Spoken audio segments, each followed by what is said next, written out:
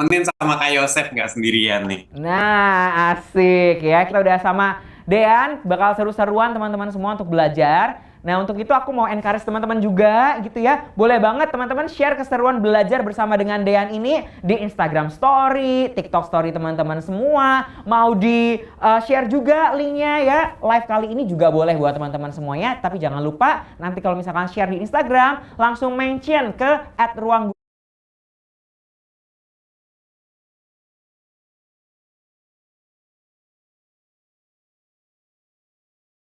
guru dan juga lain aja sih Dean.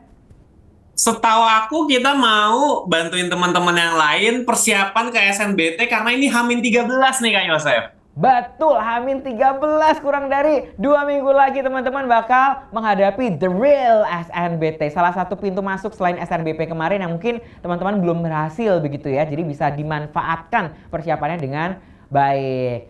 Nah, sebelum kita bahas soal-soal mana kesulitan kalian ada di mana, mumpung ada Dean yang nanti mungkin bisa bantu teman-teman semuanya, ya. Ayo coba kita lihat ya Dean baca-baca juga siap banget. Tinggal 10% lagi nih disuntikan semangat sama Dean nih. Udah makin siap. Oke. Siapa lagi? Waduh aku belum semangat kak. Kayak begitu. Acak-acakin rambut Dean loh. Kok acak-acakin rambut Dean? Salfok ya. Oke 60%. Ada yang 67%, 80%. Oke, yang masih jawab nunggu mood ya atau masih belum 100% nggak apa-apa karena hari ini kita sama-sama manfaatin waktu kita untuk belajar bersama dengan Dean gitu ya. Kalau begitu eh Dean dulu juga jalur masuknya SNBT atau SNBP? Bukan, saya SNBP Kak, Oh prestasi. SNBP. Jadi nggak punya pengalaman sebenarnya di SNBT gitu ya. Tapi pasti sering bantuin juga dong teman-temannya yang mungkin Iya betul di Kak, angkatan sering. Dean belum bersempatan gitu. Punya pengalaman nggak biasanya apa sih yang jadi kesulitan orang-orang untuk mempersiapkan SNBT gitu? Soal-soalnya HOTS ya, mungkin kan udah terkenal sekarang soal-soalnya HOTS, jadi perlu keluar dari kebiasaan ngerjakan soal yang biasanya. Karena di sekolah kan tipe-tipe soal mungkin yang biasanya nggak kayak gitu tuh kalau di SNBT. Jadi mereka harus coba belajar memahami kerangkanya itu dari sudut pandang yang lebih luas. Sebenarnya mungkin itu sih menurutku Kak tantangannya. Oh oke sip. Kalau menurut Dean nih waktu dulu ngajarin teman-teman gitu ya atau mungkin juga banyak DM yang masuk gitu ya terkait dengan orang-orang mempersiapkan SNBT ini biasanya tahu nggak kira-kira subtes mana nih yang biasanya dianggap sulit oleh netizen gitu untuk SNBT? Sebenarnya kalau yang aku denger ya, katanya penalaran matematika. Tapi kalau datanya yang dirilis itu katanya banyak justru yang penalaran matematikanya 100. Nah, jadi bingung tuh aku, Kak. Bingung ya gitu. Di sisi lain netizen tuh ngomongnya bahwa penalaran matematika susah nih kayak bingung harus mulai dari mana kayak gitu. Tapi juga ternyata begitu dirilis nilainya banyak juga yang sempurna kayak gitu ya. Nah, kita doain aja semoga nanti dari Dean bisa memberikan tips and trick juga ya untuk teman-teman bisa belajar penalaran matematika. Siapa tahu setelah diajar Dean nanti nilainya jadi 1000. Amin. Oke deh, kalau gitu kita mau langsung aja kali ya bahas-bahas soal. Untuk soal yang pertama kali buat teman-teman semuanya bisa ya. Kita tunggu sampai love-nya di 35.000 untuk kita bahas soal yang pertama. Boleh kali? Yuk di tap-tap love-nya teman-teman. Dean cakep banget. Ya, memang kita tahu. Apalagi waktu ngebahas soal nanti teman-teman semuanya. Yuk di tap-tap love dulu sebelum kita mulai soal yang pertama. Soal yang pertama nanti soal terkait apa nih yang mau dibahas sama Dean? Soal yang pertama itu tentang PM, langsung ke penalaran matematika. Wow, langsung ke penalaran matematika. Sip. Infonya soal pertama ini datang dari Kaila. Oh, yang kayak gini nih, yang tadi bikin Kaila jadi bingung ya, ngulang-ngulang terus fokusnya ke distract dengan informasi yang banyak. Jadi nggak efektif. Mungkin dari Dean bisa kasih tahu dong caranya gimana untuk mengerjakan soal ini supaya lebih efektif dalam menggunakan waktunya juga dan supaya nggak terdistraksi dengan informasi-informasi yang nggak perlu. Oke, aku coba lihat dulu ya. Di sini kan soalnya Mm-mm. ceritanya ada 3 orang mengikuti latihan olahraga memanah di sekolah yang berbeda. Hmm. Pada peringatan HUT RI 17 Agustus 2022. Terus katanya mereka mewakili sekolahnya dengan sistem penilaian yang tertera di bawah. Jadi tergantung panahnya mendarat di mana. Ada 10 poin, 9, 8, 7, 6, 5, 4, 3, 2, sampai dengan 1. Nah, di sini katanya dipaparkan nih, jika ketiga siswa tersebut sudah 8 kali memanah dan diperoleh data seperti berikut, berdasarkan tabel di atas, nilai tertinggi yang mungkin dicapai ketiga peserta itu berapa? Gitu. Nah, jadi di sini pertanyaannya itu bukan spesifik berapa nilai yang dicapai ketiga peserta. Itu ya, mungkin yang tadi aku sebut juga kenapa soal SNBT itu susah karena mereka itu menuntut high order thinking skill. Di sini yang ditanya adalah nilai tertinggi. Justru bukan langsung oh kita cari nilainya, tapi kita ditanya nilai tertinggi yang mungkin. Gitu. Artinya ada banyak kemungkinan nilainya. Terus kita perlu tahu yang paling tinggi. Di sini kita lihat dulu nih. Oh, Ardi sudah 3 kali kena yang kuning. Nah, kuning itu kan macam-macam poinnya. Bisa 10, bisa 9, bisa 8. Termasuk nanti Iwan kan juga ada dapat kuning, Ahmad juga ada dapat kuning. Kuning itu poinnya variatif. Nah, yang merah pun, yang kena merah itu juga bisa berapa ini? Bisa 7 poin, bisa 6 poin. Sementara kena biru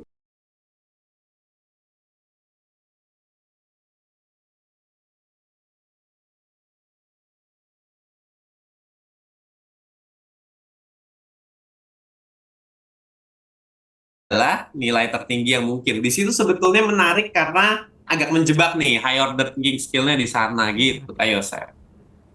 Oke, sip sip ya. Tadi waktu Dean ngejelasin, ini teman-teman kelihatan jelas nggak soal dari Kayla ini? Kalau nggak, kita mungkin bisa zoom kali ya. Bisa di zoom soalnya? Supaya teman-teman ngebaca dulu, dan nanti ketika Dean ngejelasin teman-teman bisa ikutan bersama-sama gitu ya. Jangan lupa teman-teman bisa screenshot ya. Ini kita udah zoom. Oke, oh dari Dean nih yang ngezoom ya. Oke, cukup jelas nggak teman-teman? Sekarang burem. Nah, coba sinyalnya dicek dulu. Ini udah di zoom. Ya, itu soalnya Ardi, Iwan, dan Ahmad mengikuti latihan olahraga memanah di sekolah yang berbeda. Pada peringatan HUT RI tanggal 17 Agustus 2022, Ardi dan Ahmad mengikuti lomba memanah mewakili sekolahnya. Oke, kita lihat ya. Jadi di sini ketiga siswa sudah 8 kali memanah, diperoleh data seperti tabel. Nah, ide dasarnya karena kita mencarinya itu adalah nilai tertinggi ya. Kalau kita mau mencari nilai tertinggi yang mungkin, ini kata kunci banget nih. Nilai tertinggi yang mungkin. Gimana supaya terjadi kejadian yang merupakan nilai tertinggi? Idenya adalah maksimumkan poin di setiap warna. Gitu, maksimumkan poin di setiap warna. Jadi untuk kuning sendiri kan kita lihat nih, kalau kuning itu bisa 10 poin, bisa 9 poin, bisa juga 8 poin. Nah, tapi kalau di sini kuningnya misalkan 3 kali ngelempar ini kena di kuning, memanahnya 3 kali, terus kena di kuning, dari 8 kali memanah, kenanya 3 kali di kuning, kalau misalkan poinnya itu 9, lalu 8, lalu 10, itu kan nggak maksimal ya. Nanti Ardi jadi poinnya itu nggak sebesar-besarnya. Bukan nilai tertinggi yang mungkin. Kalau kita mau cari nilai tertinggi yang mungkin, di sini seandainya kena di kuning 3 kali, itu harus di yang 10, 10, 10. Nah, dengan begitu nanti jadi nilai terbesar yang mungkin. Demikian pula di merah. Merah ini bisa 7, bisa 6. Ambil contoh. Misalkan Ardi kena di merah 4 kali. Kalau kenanya itu di 7, lalu 6, lalu 6 lagi, lalu 7, kan nggak maksimal. Bukan nilai tertinggi yang mungkin. Kalau kita mau nilai tertinggi, merahnya ya kenanya di 7 terus. Gitu. Nah, berarti kuning ini kita nanti asumsikan kenanya di 10 poin ketika kita mencari nilai tertinggi. Kemudian untuk merah, itu kenanya itu ada di yang 7 poin. Itu yang sudah terbesar ya buat merah. Dan yang terakhir untuk yang biru, itu kita asumsikan kenanya di 5 poin. Itu juga udah paling besar buat biru. Nah, baru di sini kita tinjau berarti kemungkinan nilai tertingginya buat Ardi berapa, kemungkinan nilai tertinggi buat Iwan berapa, dan kemungkinan nilai tertinggi buat Ahmad berapa. Kita tinjau satu-satu yuk. Mulai dari si Ardi. Kalau Ardi ini kan berarti 3 kali kuning. Berarti paling besar yang mungkin adalah 10 dikali 3. Kemudian ditambah dengan Ardi ini 4 kali di yang merah. Berarti terbesarnya adalah 7 dikali 4. Dan terakhir 1 kali di biru berarti 1 dikali 5 poin. Gitu. Dan di sini berarti nilai yang bisa dicapai Ardi setinggi-tingginya adalah 30 ditambah 28 ditambah 5. Atau hasilnya adalah berapa ini? 63 ya. Jadi Ardi terbesarnya 63 poin. Terus kita juga tinjau ke Iwan. Kalau Iwan berarti 5 dikali 10 ya. Terus merahnya nggak ada, boleh langsung ditulis 0. Atau kalau secara formal bisa kita tulis 0 dikali 7 dikali 0. Kemudian terakhir untuk birunya berarti ditambah dengan 5 dikali 3. Gitu, jadinya 50 ditambah 0 ditambah 15. Oh, 65 poin ya. Jadi nilai tertingginya untuk Iwan adalah 65 poin. Terakhir kita cek Ahmad. Di sini Ahmad berarti 10 dikali 4. Masih dengan cara yang sama ya, ditambah 7 dikali 2. Ditambah 5 dikali 2 juga. Berarti 40 ditambah 14 ditambah 10. Hasilnya adalah 64. Oh, berarti Ahmad tuh paling tingginya 64 poin. Gitu. Nah, dari sini berarti nilai tertinggi yang mungkin dicapai dari ketiga peserta ini adalah Iwan. Iwan bisa mencapai 65 poin ya. Jadi jawabannya di sini untuk melengkapi bagian rumpangnya itu 65 poin. Gitu, teman-teman. Ini adalah jawaban untuk soal ini, 65 poin. Nah, ada juga sebetulnya yang perlu berhati-hati di sini. Berhati-hati, angka yang ada di sini disebut 8 kali memanah. Kadang bisa jadi dijebak. Hasil yang ditulis di kuning, merah, dan biru itu nggak 8. Kebetulan di sini, kalau teman-teman cek nih, Ardi itu kuningnya 3 kali, merahnya 4 kali, birunya 1 kali, berarti udah 8 ya. Di sini bisa kita simpulkan bahwa semua panah yang ditembakkan Ardi itu semuanya kena di kuning, merah, atau biru.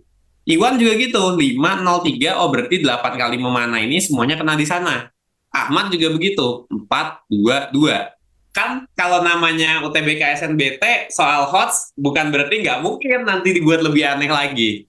Aku akan kasih sedikit tips ya, hati-hati kalau misalkan nanti ceritanya berbeda. Ambil contoh, misalkan nih, ada lagi nama berikutnya, ada Dean gitu misalnya. Ada Dean, kemudian kena kuningnya itu 3 kali. Kena merahnya itu misalkan 2 kali, kena birunya itu misalkan 4 kali. Nah, oh sorry, nggak bisa 4. Misalkan birunya itu 2 kali juga. Nah, kayak gini. Kalau Dean kena di kuning 3 kali, merahnya 2 kali, birunya 2 kali, artinya baru kena 7 kali.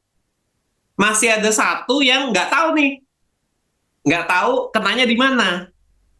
Nah, kalau ada yang gitu, kalau ditanya nilai tertinggi, diasumsikan satu yang terakhir itu kena di poin yang setinggi mungkin. Tetap ya, sama prinsipnya.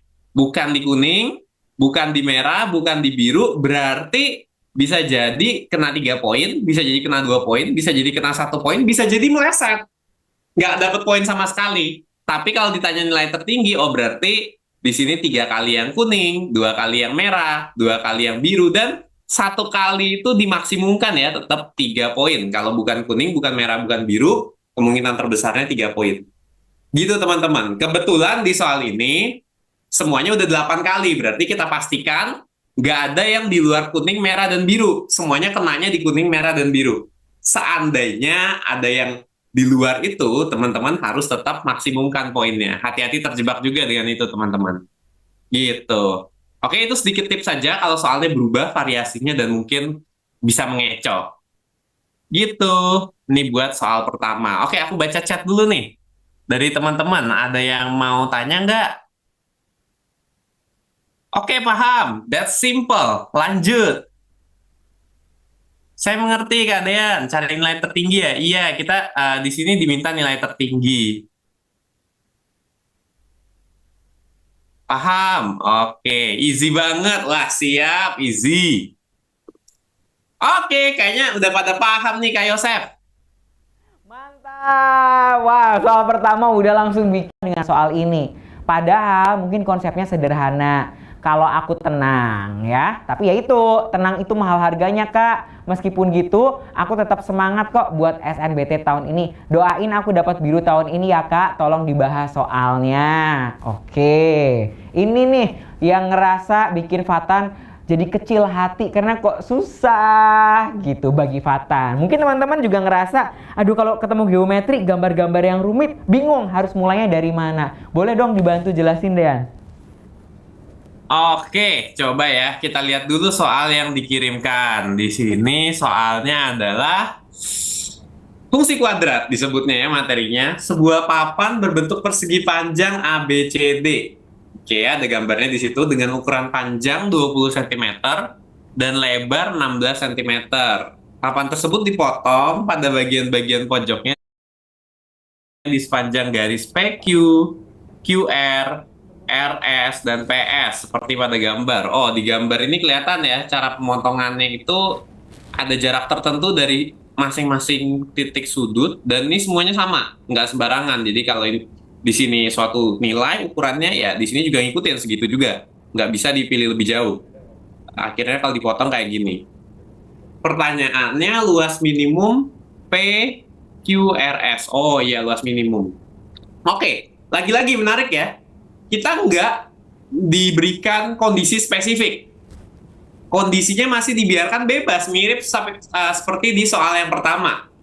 Di sini itu lagi-lagi kita diberikan kebebasan, ada beberapa kemungkinan kejadian, nggak satu kejadian tunggal. Terus ditanya, di antara kejadian-kejadian yang mungkin terjadi, yang mana nih yang memberikan luas minimum buat hasil setelah dipotong ini, yang bagian di sini.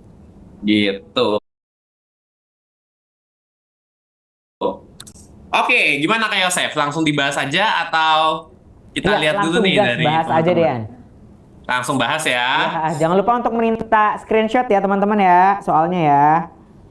Oke. Nah, di sini tuh yang bisa kita pilih kebebasannya itu apa? Seberapa jauh dari titik sudutnya dia mau dipotong. Gitu ya. Kita mau pilih seberapa jauh dari ujung dia akan dipotong. Misalnya dari sini aku ambil contoh nih ya. Untuk gambar ini bisa aja aku gambar dengan dipotongnya itu lumayan jauh. Persegi panjang begini. Terus ini katanya 20 cm. Ini 16 cm. Ini bisa dipotong misalnya ambil 8 cm segini. Terus ini 8 cm segini misalnya. Terus di sini juga 8 cm, di sini juga 8 cm. Nah, jadinya pemotongannya itu kira-kira kayak gini. Ini satu kemungkinan. Kemungkinan lain bisa juga aku potongnya cuma kecil. Aku maunya 1 cm doang. Bisa juga. Jadinya nanti untuk persegi panjang yang sama ya. Untuk persegi panjang yang sama, kalau dipotongnya cuma 1 cm, berarti kira-kira di sini, di sini, di sini, dan di sini. Nah, kayak gini ya. Kalau kita lihat, jadi lebih besar ya, kayaknya.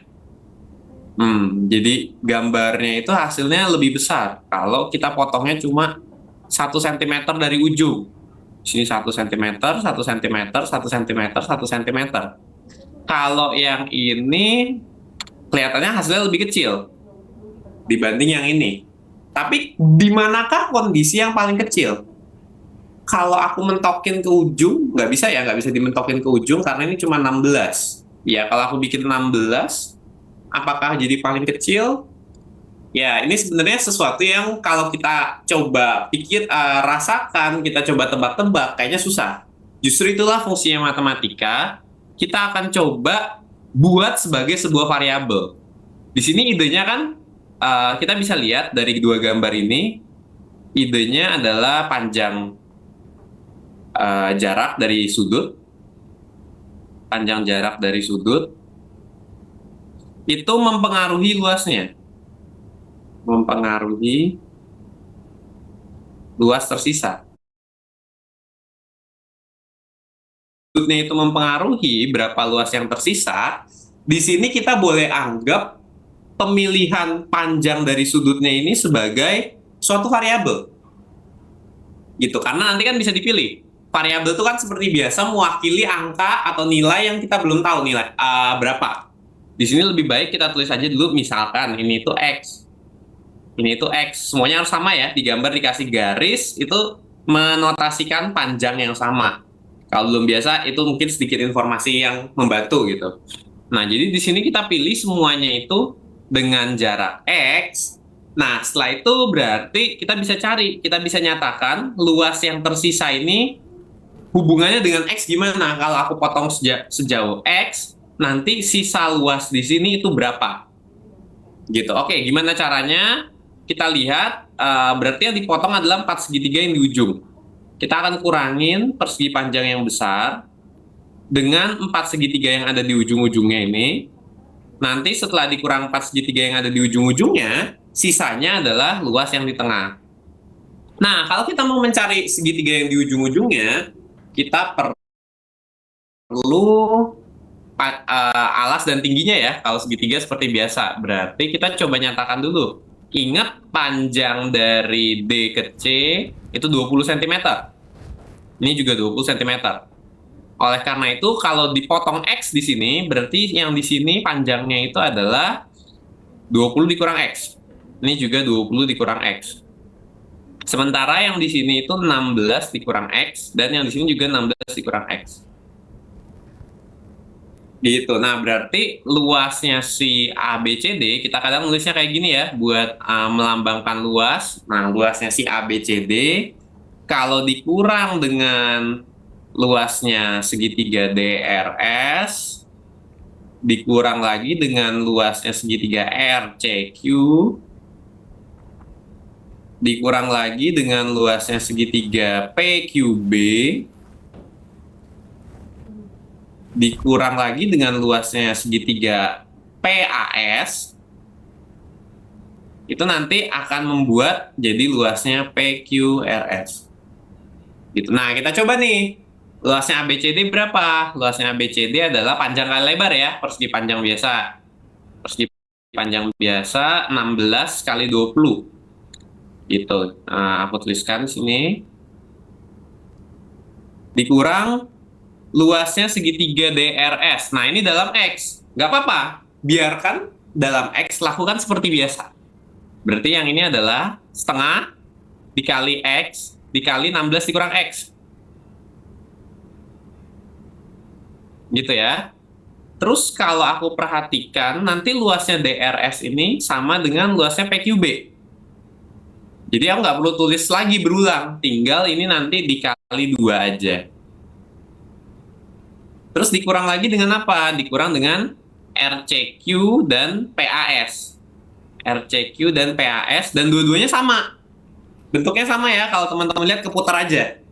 Jadi harusnya luasnya sama juga, karena alas dan tingginya pun sama. Jadi di sini lagi-lagi bisa setengah kali X kali 20 kurang X, kemudian dikali 2. Itu yang nanti hasil yang tersisa adalah luas PQRS. Gitu. Nah, kita hitung ya, 20 kali 16 itu 320 dikurang setengah kali X kali 16 kurang X dikali 2. Ini nanti sebetulnya kali 2-nya pun bisa dilakukan operasi ke dalam, karena sifatnya perkalian itu asosiatif. Terserah teman-teman mau kelompokkan yang mana dulu. Nggak harus ketika dikasih kurung di sini, ya oke, berarti kita menghendaki ini dikerjakan duluan, baru dikali 2. Tapi nilainya sebetulnya sama. Ketika kita kali 2 duluan, baru nanti dikali sisanya. Gitu. Karena sifat asosiatif di perkalian. Contoh misalkan 5 dikali 7 dikali 2. Teman-teman nggak perlu kerjakan berurutan dari depan. 5 kali 7 dulu, baru dikali 2. Bisa juga teman-teman lakukan dulu perkalian 5 dengan 2 dikali 7. Jadinya sama juga, nggak akan berubah nilainya. Gitu ya, perkalian punya sifat asosiatif, teman-teman boleh kelompokkan yang manapun duluan. Artinya di sini aku boleh lakukan perkalian setengah dengan 2, meskipun aku nggak kasih kurung di situ. Nah, di sini aku bisa sederhanakan, jadi 2-nya dicoret, 2-nya dicoret dengan setengah. Yang tersisa berarti X dikali 16 dikurang X. Ini berarti menghasilkan 16X dikurang X kuadrat. Yang ini menghasilkan 20X dikurang X kuadrat. Hasilnya luas PQRS. Gitu. Oke, kita coba nyatakan berarti luas PQRS-nya apa? PQRS-nya punya luas 320 dikurang 16X dikurang 20X. Ingat ya, kalau kita punya banyak X kayak gini dalam bentuk suku-suku, kita bisa jumlahkan. Kak, boleh di zoom di bagian hasil. Kenapa ya di otakku nggak sampai caranya turunan gimana sih? Oke, turunan tuh dari di materi di sekolah ya. Kalau bentuknya polinomial kayak gini, nanti pangkatnya dikalikan ke depan, tapi pangkatnya berkurang 1. Paham, tapi kalau ngerjain sendiri nggak bakal kepikiran ngerjainnya gitu. Kak, ada cara cepatnya nggak? Kayaknya panjang ya? Iya, sebetulnya ini udah cara paling optimal ya. Ini udah cara paling optimal. Itu untuk mengetahui di titik puncaknya carinya gimana, Kak? Oke, jadi parabola itu ada rumusnya. Kalau mau mencari titik puncak itu di minus B per 2A. Ini rumus yang seharusnya ada di SMP, setahu aku ya, titik puncak parabola itu. Jadi kalau teman-teman mau cari titik puncaknya, dalam hal ini parabola yang puncaknya itu adalah suatu titik minimum, itu menggunakan rumus min B per 2A. Kalau teman-teman nggak hafal rumusnya pun, bisa gunakan turunan. Dan memang asalnya rumus ini diciptakan itu dari turunan sebetulnya. Gitu. Ya, kalau ada yang masih bingung tentang turunan, itu materi yang ada di SMA ya. Jadi seharusnya pangkatnya itu dikalikan ke depan, lalu pangkatnya berkurang 1. Kalau aku yang ngerjain, kayaknya nggak kepikiran idenya. Ya, sebenarnya soal ini itu, gini teman-teman, kalau aku coba tarik ya gimana idenya, kok bisa kepikiran ke sana, aku perhatikan. Pertama, selalu ke targetnya ya. Semua orientasikan ke targetnya. Targetnya itu kita mau cari luas minimum dari PQRS. PQRS. Oh, berarti kalau aku dengar pernyataan luas minimum dari PQRS, oh berarti luasnya nggak satu kemungkinan dong. Ada beberapa kemungkinan harusnya. PQRS ini luasnya nggak satu kemungkinan. Oke, kenapa dia nggak satu kemungkinan? Dia nggak satu kemungkinan karena tergantung aku motongnya seberapa jauh dari sini. Gitu, tergantung aku motongnya seberapa jauh. Nah, karena tergantung motongnya aku seberapa jauh, di sini aku coba langsung nyatakan di matematika seperti apa ketergantungannya. Luas ini tergantung dari aku motongnya seberapa jauh. Ya ini aku lakukan proses perhitungannya. Kalau aku potong segini, maka luasnya itu berapa? Nah, ini yang mungkin kadang kita belum biasa. Kalau dipotong sejauh X, luas yang tersisa itu berapa? Kalau angka biasa, mungkin kita lebih familiar. Kalau dipotong sejauh 8, misalnya gitu ya. Kalau dipotong sejauh 8, berapa luas yang tersisa? Oh, aku bisa ngitungnya. Di sini 8, berarti di sini 12. 8 berarti 8, semuanya di sini berarti 12, 8, 8. Nah, kalau angka biasa, kita udah familiar ngitungnya. Begitu mulai ke variabel, kita nggak familiar. Nah, disitulah kuncinya sebenarnya penguatan teman-teman ketika mulai belajar variabel. Penguatan ketika di SMP ya, seharusnya mungkin teman-teman mulai mengenal variabel X ini. Gimana cara mengalihkan X ketika ada yang kayak gini? Oh, kita harus kalikan secara distributif. Gitu kan, itu hal-hal yang mungkin jarang teman-teman lakukan ketika Yuk coba tulis di kolom sudah komentar. paham. Oke. Paham? Oh, udah paham tuh. Next. Gas, kalau gitu kita ke next aja ya Dean ya. Jangan lupa teman-teman screenshot nih penjelasan dari Dean tadi supaya teman-teman bisa pelajari lagi gitu ya cara-caranya ya. Oke, sekarang kita akan bergeser ke Surabaya. Kalau tadi kita udah dari Jakarta, Bandung gitu ya. Sekarang ada Nabila nih yang kirim soal. Nah, subtesnya yang dia bingungin ternyata adalah subtes pengetahuan kuantitatif. Nah ini ceritanya nih dari Nabila. Semoga Nabila juga menyaksikan ya. Kak, aku tuh paling males deh sama tipe soal kayak gini. Aku nyari barang aja masih nanya mama. Nyari kursi bioskop aja suka nyasar tuh. Ya kan? Ini aku disuruh nyari nilai P, nilai Q, nilai X segala. Ditambah lagi suruh nyari hubungannya. Menjalin hubungan dengan sesama saja saya sulit, Kak. Suruh nyari hubungan dari beginian. Intinya Kak Dean, kapten yang ganteng, tolong bantu aku please. Thanks ya Kak Dean. Dan doakan aku berjodoh dengan Kak Dean. Oh bukan, dengan si biru. Oh kampusnya si biru. Waduh lucu banget ya ini ya Nabila ya. Soalnya kayak gimana sih hubungan PQ? Oh ini nih udah di-spill sama Dean. Boleh Dean dibahas Dean. Dan teman-teman Oke, bisa langsung screenshot kita ya. bahas. Diketahui rata-rata 6 buah bilangan asli 762x 34 sama dengan mediannya. Lagi-lagi udah kelihatan hoaxnya dari mana. Datanya diumpetin satu biji. Ada X-nya di situ nggak dikasih tahu. Manakah hubungan yang benar antara kuantitas P dan Q berikut berdasarkan informasi yang diberikan. P itu adalah banyak nilai X yang mungkin, Q itu 2. Apakah P lebih besar dari Q, apakah Q lebih besar dari P, apakah P-nya sama dengan Q, atau informasinya tidak cukup untuk memutuskan. Oke, mungkin ini teman-teman bisa di screenshot ya untuk soalnya kayak gini. Nah, ini sangat hot. Sangat hot. Dia pertama datanya diumpetin, setelah datanya diumpetin, di sini katanya banyak nilai X yang mungkin. Oh, ternyata nilai X-nya nggak satu doang, ada banyak kemungkinan. Atau mungkin cuma satu doang, atau nggak ada bahkan. Nggak tahu ya. Tapi berarti kita harus cari kemungkinan-kemungkinan X-nya. Ini nggak biasa nih. Kalau di soal biasa, kita dikasih angka-angkanya, terus diminta cari rata-ratanya, atau mungkin dicari mediannya. Ini diumpetin satu. Udah gitu katanya diumpetin satu ini nggak pasti lagi nilainya. Nah kan benar-benar bikin pusing. Tapi tenang aja, kita coba aja dulu lakukan apa yang bisa kita lakukan.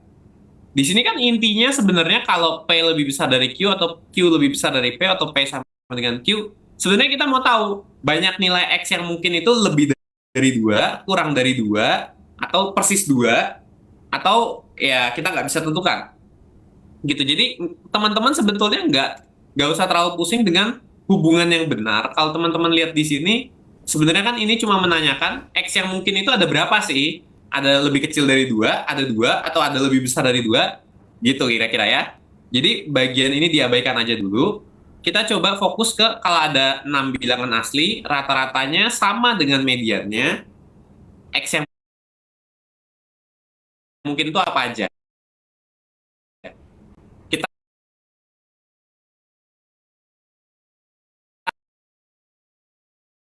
Kita diketahui rata-rata 6 buah bilangan asli sama dengan mediannya. Katanya rata-rata sama dengan median. Nah, oleh karena itu kita coba aja teman-teman. Kita coba ngitung rata-ratanya dulu. Mungkin rata-rata lebih gampang di sini karena kalau rata-rata itu gimana sih? Rata-rata itu tambahin semua data dibagi banyaknya data. Ada X-nya nggak masalah, tambahin aja semua data. 7 tambah 6 tambah 2 tambah X tambah 3 tambah 4 per banyaknya data itu ada 6. Gitu ya. Nah, di sini kita bisa lakukan lagi. Kita jumlahkan bagian atas yang udah diketahui 7 tambah 6 tambah 2 tambah 3 tambah 4 duluan. Nggak masalah, penambahan itu kayak perkalian, punya sifat asosiatif. Mau yang mana duluan ditambahin, nggak apa-apa. 6 tambah 4, 10. 7 tambah 3, 10. 10 tambah 10, 20. Tambah 2, 22. 22 tambah X ya, berarti yang di atas di 22 tambah X dibagi 6. Oh, ternyata rata-ratanya itu 22 tambah X dibagi 6. Nah, sekarang kita mau lihat mediannya. Mediannya, gimana cara kita nyari mediannya kalau angka-angkanya itu 7, 6, 2, X, 3, 4. Biasanya nih, kalau kita nyari median, tuh pasti kita ngurutin datanya. Selalu kayak gitu kan, karena median itu data yang di tengah setelah diurutkan datanya. Nah, di sini tuh ada X. X ini mau kita urutin taruh di mana? Kan bingung ya? Oke, nggak apa-apa. Kita coba urutin dulu yang ada ya. Yang kita tahu nilainya itu 2, 3, 4, 6, 7. Nanti X-nya entah nyempil di mana. Kita taruh di atasnya dulu nih. X-nya masih ngawang. Mau ditaruh di mana? Tapi yang jelas datanya ini kan berarti ada 6 ya. Ada 6. Kalau ada 6, kalau kita mau cari mediannya itu rata-rata antara data ketiga dan data keempat. Gitu. Di sini median 6 data ya. Median data N sama dengan 6 atau banyaknya data itu 6, berarti suku ketiga ditambah suku keempat dibagi 2. Gitu, itu mediannya untuk 6 data. Nah, kalau kita lihat 2 ini nggak mungkin jadi suku ketiga kan? Seandainya X-nya di paling depan pun lebih kecil dari 2, suku ketiganya itu adalah yang ini. X-nya di sini, 2, 3, seandainya begitu. Apalagi kalau X-nya masuknya di sini. Kan X-nya bisa dimanapun. Teman-teman harus ingat, X ini belum kita ketahui, bisa masuk dimanapun. Jadi, 2 nggak mungkin jadi suku ketiga. Kalau 3 masih mungkin ya. 3 masih mungkin jadi suku ketiga, asalkan X-nya itu di sini, di daerah yang di belakangnya. Kalau X di belakangnya, X di daerah sini, nanti 3 itu jadi suku ketiga, 4 jadi suku keempat. Tapi kalau X-nya di daerah sana, di belakang-belakang sini, berarti kan suku ketiga dan 4-nya 4 dan 6. Oke, jadi kita bagi berdasarkan kemungkinan suku ketiga dan keempatnya. Kemungkinan suku ketiga dan keempatnya apa? Bisa 3 dan 4. Bisa 3 dan 4. Itu terjadi kalau apa? Kalau X-nya itu nyempilnya di depan. Kalau X-nya nyempil di depan artinya X-nya itu lebih kecil sama dengan 3 ya. Karena kalau X-nya 3 dia masih bisa disempilin di sini. Kalau X-nya udah mulai misalkan di sini apa? 6 buah bilangan asli ya. Kalau misalkan X-nya 4 udah masuk di sini. Dan 3 nggak jadi suku ketiganya. Jadi syaratnya kalau kita mau suku tengahnya itu di antara 3 dan 4, X-nya harus lebih kecil sama dengan 3. Gitu, ini bagian hotsnya nih teman-teman. Bagian yang kita harus mikir kemungkinan-kemungkinannya. Nah, 3 dan 4 itu akan terjadi kalau X-nya lebih kecil sama dengan 3. Di sini berarti mediannya adalah, mediannya itu 3,5. 3,5 ya. Karena datanya 3 dan 4. Yang menjadi suku ketiga dan suku keempat.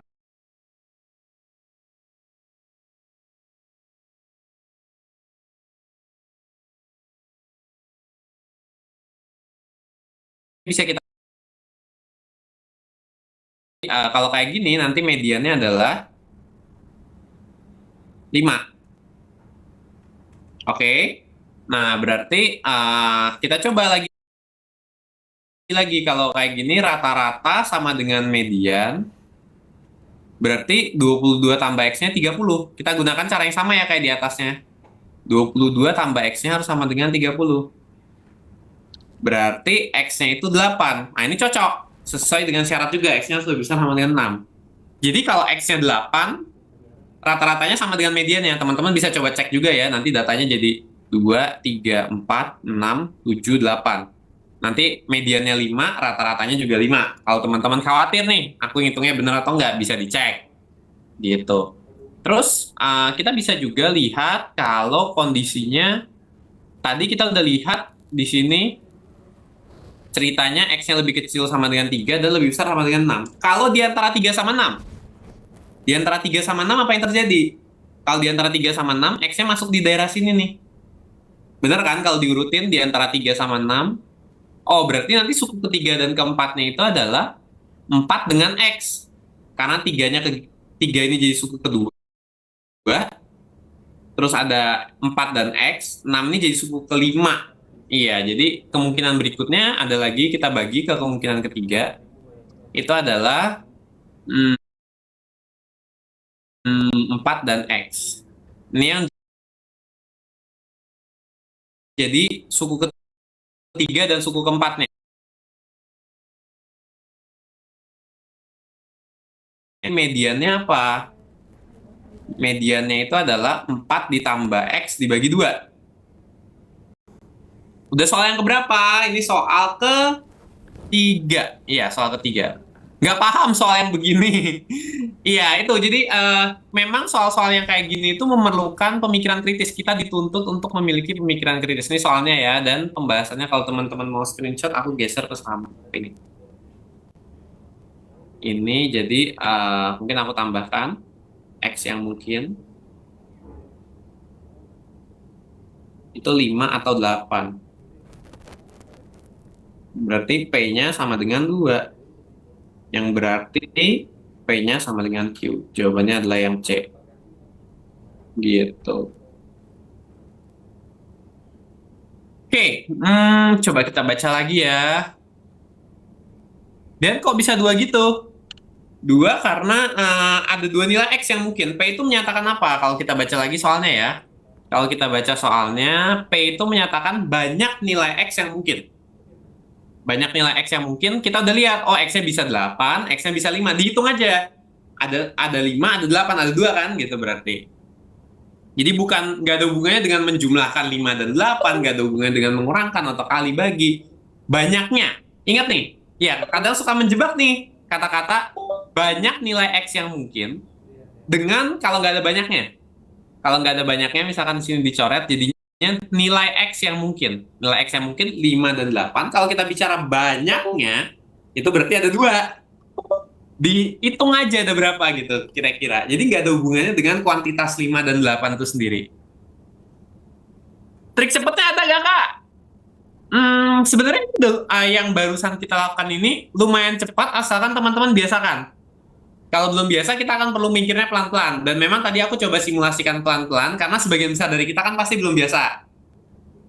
Gitu. Ini sebagian besar belum biasa, kita coba analisisnya pelan-pelan. Kalau udah biasa, seharusnya cara barusan pun sebenarnya lumayan cepat. Gitu.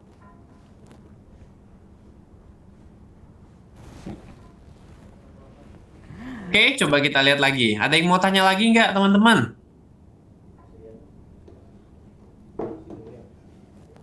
Nggak kuat harus tahu rumusnya. Oh, ini cuma rumus median dan rumus rata-rata kok. Kalau teman-teman udah biasa ngitung median dan rata-rata, rumusnya nggak susah yang ini. Iya, kalau masih bingung mungkin perlu belajar dari dasarnya dulu ya. Karena kan teman-teman mungkin ada yang belum familiar dengan, oh gimana sih cara ngitung median kalau misalkan sukunya nggak ada yang di tengah, gimana itu caranya. Nah, itu perlu belajar dulu pelan-pelan, step by step ya teman-teman. Jadi kan dasarnya disusun, dirapihin, harusnya tetap bisa kok. Gitu. Oke. Nah, ya sebenarnya kalau yang udah biasa dengan statistika, ngitung rata-rata, median, di sini itu bagian menjebaknya, bagian high order thinking skill-nya itu adalah naruh X-nya di mana. Asal teman-teman bisa memikirkan, oh X-nya itu bisa di depan, bisa di tengah, bisa di belakang. Jadi mediannya ini kemungkinannya itu bisa dihitung dari 3 dan 4, 4 dan 6, atau ketika ada X di situ. Kalau ada X-nya, yang di tengah-tengah adalah 4 dan X. 4 itu pasti ada di antara suku ketiga atau keempat. Perhatikan nih, kalau 4 nih kan posisinya di sini, kalau dihitung begini suku ketiga. Kalau taruh X di depan, dia jadi suku keempat. Kalau taruh X di belakang, ya dia tetap suku ketiga. Berarti 4 nih pasti kehitung. Tinggal nanti 4-nya sama 3, atau 4-nya sama 6, atau 4-nya sama X. Gitu. Oke, coba kita lihat lagi. Ada lagi nggak yang mau nanya, teman-teman? Oke, udah cukup ya teman-teman ya untuk soal yang tadi ya. Jadi sebenarnya kenapa kok ini kelihatannya panjang banget caranya? Ya karena memang penjelasan Dean itu mau sejelas mungkin ke teman-teman karena sebagian besar mungkin belum ngerti gitu ya. Padahal kalau kalian udah tadi tahu basic knowledge-nya bahwa yang diperlukan adalah average sama median, teman-teman cepat ngerjainnya gitu dan mungkin nggak perlu sepanjang ini juga gitu ya. Tadi Dean memang ngejelasin satu persatu gitu supaya teman-teman jadi jauh lebih jelas gitu. Nah kalau yang tadi Kak aku masih belum paham, belum ngerti gitu, please yuk manfaatin fitur drill soal UTBK Champion dari Ruang Guru, download aplikasinya. Di situ teman-teman bisa belajar hal basic fundamentalnya di sana gitu ya. Oke, sip. Itu tadi soal yang ketiga. Sekarang kita beralih ke soal yang keempat ya. Kita lanjut ke Solo sekarang ya. Ke Solo, ke tembok apa nih kalau di Solo ya? Tembok soal. Oke, ada Dava nih ya. Subtes pengetahuan kuantitatif lagi. Kayaknya lumayan laris ya. Jadi soal yang dianggap sulit nih sama beberapa teman-teman pejuang SNBT. Oke, ceritanya dari Dava nih. Aku tuh Kak, tipe orang yang kalau lihat soal visualnya rame, pikiranku langsung ngeblank. Nah, semua teori yang aku tahu mendadak nguap aja tuh. Karena aku bingung harus mulai ngitung tuh dari mana. Karena terlalu take times, gara-gara aku tuh overthinking. Jadinya sering aku skip malahan. Tapi sebenarnya aku tuh tetap penasaran. Gimana sih cara Kak Dean kalau ngerjain soal yang kayak begini tuh kayak gimana? Siapa tahu ada triknya biar nextnya kalau aku ketemu soal kayak begini itu aku bisa ngerjain dan gak ngeblank. Boleh ya tolong dibahas ya Kak Dean. Oke, siap Kak Yosef. Oke, kita coba ya. Kalau memang mau trik cepat, kebetulan yang ini soalnya bisa dilakukan dengan cukup cepat. Bahkan mungkin kalau menurutku ini sangat cepat ya. Sangat cepat. Intinya di sini itu teman-teman langsung lihat, oh, ada sudut yang dibentuk di lingkaran. Sudutnya ada yang di pusat lingkaran, ada yang titik sudutnya itu di keliling lingkaran. Wah, ini pasti hubungannya sama sudut pusat dan sudut keliling. Gitu, sudut pusat itu adalah 2 kali sudut keliling. Yang ditanya apa di sini? Yang ditanya adalah A tambah B tambah C tambah D. Oke, tambahin aja semua sudutnya. Kita udah tahu C-nya 35. C-nya 35 derajat. Dan dia ada di keliling ya posisinya. 35 derajat, dia ada di keliling. Nah, berarti sudut pusat tuh 2 kalinya sudut keliling. Pusatnya bisa kita cari di sini. Yang D. Yang D ini berarti 70 derajat. Sebentar, ini 35-nya terlalu rapat. Nah, ini berarti D-nya 70 derajat. Nah, A dan B semuanya itu sudut keliling dari sudut pusatnya D. Kenapa? Karena menghadap busur yang sama. Ingat ya, ini ada syaratnya. Menghadap busur yang sama. Sudut D menghadap busur yang ini. Sudut A juga menghadap busur yang ini. Sudut B juga menghadap busur yang ini. Karena sudut C juga gitu ya. Sudut C menghadap busur yang ini. Semuanya menghadap busur yang sama. Berarti sudut kelilingnya itu kalau dikali 2 jadi sudut pusat. Atau sudut kelilingnya itu setengahnya sudut pusat. Nih ya, C itu 35, setengahnya dari 70. 70 itu 2 kalinya 35. Nah, berarti A sama B di sini juga 35 derajat. Udah deh. Kan hubungan sudut pusat sudut keliling ya di sudut yang menghadap busur yang sama. Artinya sudut A tambah B tambah C tambah D 35 derajat tambah 35 derajat tambah 35 derajat tambah 70 derajat. Berapa ini? 35 kali 3 itu 105. 105 tambah 70, 175 derajat. Jawabannya yang D. Wah, simple ternyata. Nah, ini dia. Nah, jawabannya yang D. Kita coba lihat kolom komentar. Ya, betul. Berarti 35 derajat semua. Dan gini teman-teman. Sudut keliling itu selama menghadap busur yang sama selalu 35 derajat.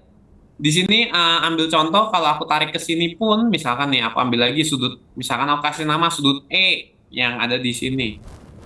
Nah, gini ini sudut E. Nah, selama dia menghadap busur yang sama, sudut ini kan menghadap busur ini juga. Gitu ya. Menghadap ke busur yang di sini. Jadi dia juga 35 derajat. Itu uniknya lingkaran. Mau dibikin begini, mau dibikin begini juga 35 derajat. Tapi hati-hati. Kalau kaki sudutnya udah beda, misalkan digeser sedikit aja. Misalkan nih sudut E-nya bukan di sini, tapi sudut E-nya aku bikin digeser sedikit aja ke sini. Nah, ke sini ya, ini sudut E. Udah bukan 35 derajat lagi karena busurnya sudah berbeda. Busurnya itu sekarang yang ini. Yang dihadap oleh sudut E, bukan seperti yang lain. Yang lain busurnya yang segini. E ini busurnya yang segini. Jadi udah bukan 35 derajat lagi. Ada lagi kadang yang menjebak gini. Yang menjebak sudut lain lagi, misalkan sudut F. Nah, ke sini di gambarnya. Sudut F. Nah, ini udah jelas nggak mungkin 35 derajat, karena kelihatan dari gambarnya aja dia tumpul. Gitu ya. Kenapa? Karena dia nggak menghadap busur yang sama. Kalau sudut A, sudut B, sudut C, sudut D, semuanya menghadap ke busur yang ini. Ke busur yang ini. Tapi kalau sudut F, ini menghadap ke busur yang mana? Busur yang ini, yang panjang ini. Gitu. Jadi udah menghadap busur yang berbeda, justru berkebalikan ya. Semua yang lain A, B, C, D menghadap busur yang ini, yang F justru sebaliknya yang itu. Gitu. Jadi ini bisa dipakai selama menghadap ke busur yang sama. Gitu. Asal teman-teman berhati-hati, teman dua dulu.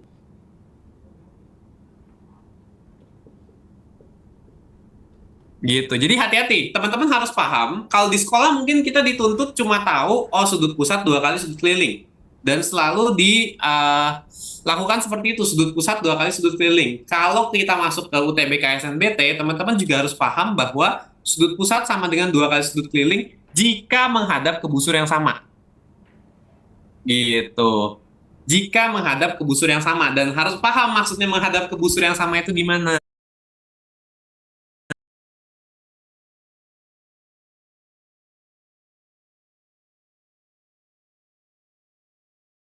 Gimana kalau bikin sudut lain yang sembarangan? Misalkan bikin aja sudut kayak gini. Beda. Gitu kan? Jadi pasti pasti nilainya 35 derajat semua selama sudut keliling menghadap busur yang sama. Gitu. Teman-teman harus tahu setiap rumus itu pemakaiannya seperti apa. Jadi kalau nggak sama busurnya berapa Kak? Ya tergantung. Tergantung dong. Kamu bisa bikin sudut tumpul, kamu bisa bikin sudut lancip, variatif banget ya. Kamu bisa bikin sudut apa lagi? Sudut siku-siku juga bisa, bikin aja begini. Nih, siku-siku kan 90 derajat. Gitu, menghadapnya busur apa? Busur yang di sini gitu, 90 derajat bisa dibikin. Jadi tergantung yang teman-teman bikin. Kalau nggak menghadap busur yang sama, udah lain lagi ceritanya, bisa dianggap gitu sih. Cara tahu sudut F itu gimana, Kak? Oh, sudut F di sini ya, berarti ikutin sudut pusat yang menghadap busur yang sama, menghadap busur ini. Sudut pusat yang menghadap busur ini berapa? Ini kan sudut F ya, ini sudut F menghadap ke busur yang ini. Nah, sudut pusat yang menghadap busur yang ini itu adalah yang ini nih, yang ini sudutnya. Berarti 360 dikurang 70 derajat. Kalau ditanya sudut F ya, sudut F ini berapa? Itu 360 derajat dikurang 70 derajat dulu untuk sudut pusatnya, kita dapat 290 derajat. Nah, itu sudut pusat dari busur yang ini. Busur yang ini, sudut pusatnya adalah yang ini. Gitu. Nah, sudut pusatnya 290 derajat, sudut keliling yang menghadap busur yang sama itu setengahnya sudut pusat. Berarti F-nya itu berapa? F-nya itu adalah 290 derajat bagi 2. 145 derajat gitu. Kalau misalkan kita tertarik untuk nyari yang F ini. Karena saling berkebalikan ya.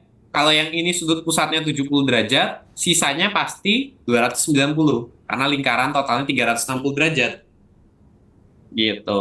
Nah, ini adalah sudut keliling dari sudut pusat yang di sini menghadap busur yang sama. Gitu.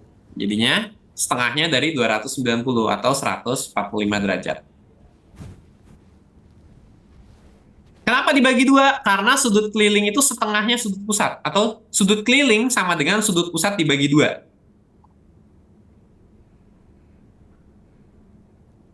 Gitu ya teman-teman. Dapat 70 itu 35 tambah 35 ya? 35 kali 2. Ternyata nggak seserem visualnya ya. Oke, gimana? Sepertinya udah oke nih teman-teman. Oke, ya sebagian besar udah oke Kak Yosef. Oke, kalau gitu ya.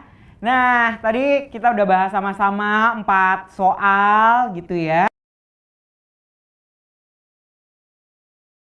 Mengerjakan soal-soal tersebut dan sambil juga mungkin diagnostik gitu ya. Oh, kalau aku nih nemuin soal kayak begini udah bisa atau belum kayak gitu. Kalau misalkan tadi dari 4 soal ternyata masih banyak belum bisanya, berarti itu mungkin alarm buat teman-teman belajar lebih giat lagi di sisa waktu yang teman-teman miliki gitu ya. Dan buat yang gap year gitu ya, ataupun teman-teman yang mau mempersiapkan SNBT, yuk sama-sama kita balas di SNBT karena ruang guru punya amunisi buat teman-teman semuanya gitu ya. Yaitu ada SNBT Master nih dengan diskon sampai 52% plus cashbacknya 200.000 plus free sesi konsultasi tutor. Ada di atas ya teman-teman ya buat klaim promonya ya. Sekarang di s.id balas di SNBT.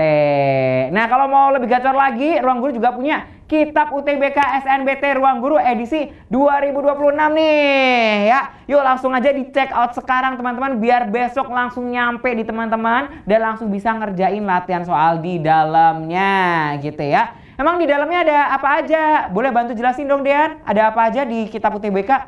Oh, ini aku pernah lihat Kak, waktu aku ngerjain nih, sering banget aku lihat tuh lengkap loh Kak. Ada dari soal-soal TPS, soal-soal literasi, soal-soal pokoknya setiap subtes itu ada deh di UTBK SNBT di kitab ini. Terus udah gitu update kalau nggak salah sampai yang tahun 2025 juga ada Kak. Wah. Bahkan mereka bikin prediksi buat yang 2026 tuh kayak gimana isinya. Di situ juga ada bonus nih Kak tentang live teaching, pembahasan soal juga ada di situ. Jadi kalau teman-teman pengen tuh langsung aja ya di gambarnya ada tuh. Ambil promonya di bit.ly/order kitab RG huruf kecil semua. Dan kita lagi ada promo khusus teman-teman yang nonton live ini. Dari harganya yang 375.000 itu dicoret jadi 200.000 aja. Sip ya. Murah meriah buat teman-teman semuanya ya. Diskon spesial. Yuk langsung check out sekarang juga. Oh ya, aku juga mau ingetin teman-teman semua kalau hari ini dibahas soal gitu ya, nggak cuma dari Dean. Tapi malam ini nanti jam 7 sampai dengan jam 8 kita akan ada bahas soal SNBT bareng Nicholas di TikTok juga gitu ya. Tapi bukan di TikTok Ruang Guru tapi di TikToknya Nicholas langsung ya @NicholasEvan_. Jadi jangan lupa pantengin TikToknya Nicholas biar teman-teman bisa persiapan SNBT-nya semakin mantap. Oke, nggak kerasa kita udah sejam lebih nih ngomongin SNBT dan kita udah dapat ilmu juga dari dosen kita sore hari ini gitu ya. Nah mungkin terakhir nih Dean, boleh dong kasih pesan-pesan yang puitis mungkin ya kan dari seorang Dean untuk teman-teman supaya bisa lebih gacor lagi menghadapi SNBT. Wah apa ya? Jalan-jalan ke tempat yang dekat. Cakep. Melihat-lihat tampaknya menarik. Cakep. UTBK sudah semakin dekat. Cakep. Persiapkan dengan lebih banyak dan semangat yang terik. Wah. Langsung ya teman-teman bikin jedak-jeduknya ya. Pesan dari Dean. Kapan lagi nih? Ya langsung pantun on the spot dari Dean ya. Thank you ya Dean udah nemenin kita. Sukses selalu juga buat Dean ya. Ditunggu juga untuk sering-sering bahas soal katanya ya. Teman-teman semuanya. Kalau mau Dean lagi teman-teman boleh ya bombardir nanti live-nya di Ruang Guru. Minta request Dean dong kalau bisa tiap hari gitu ya ngajarin kita. Sampai kita lolos PTN. Boleh ya.